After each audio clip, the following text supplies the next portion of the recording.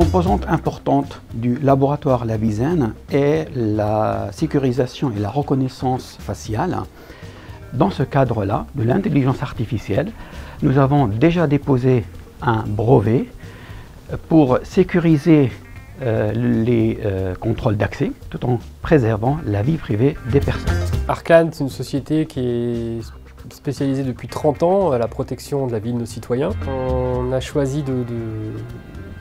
faire ce partenariat avec l'ISEN, notamment à cause de ce brevet, mais on a choisi non seulement de bénéficier de ce brevet, mais de créer une chaire avec l'ISEN qui nous permet de travailler ce domaine sur de nombreuses années. Donc nous, grâce à nos techniques, on va en sortir un produit qu'on estime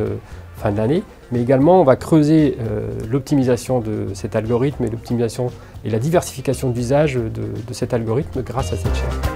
On s'est positionné par rapport aux remarques de la CNIL qui crée un cadre assez ferme au niveau de la protection des individus, des droits individuels. Donc sur cette partie, c'est grâce à ce brevet qu'on est arrivé à trouver ce moyen qui nous permet d'avoir une finalité de reconnaissance faciale tout en ne divulguant jamais l'image de la personne.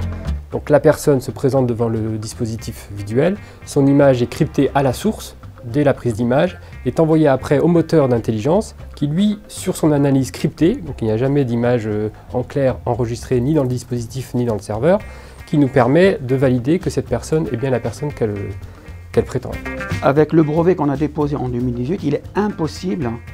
de revenir en arrière, tout simplement parce qu'on a transformé,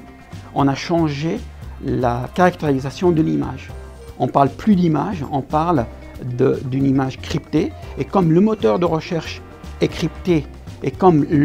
l'algorithme d'apprentissage aussi a été appris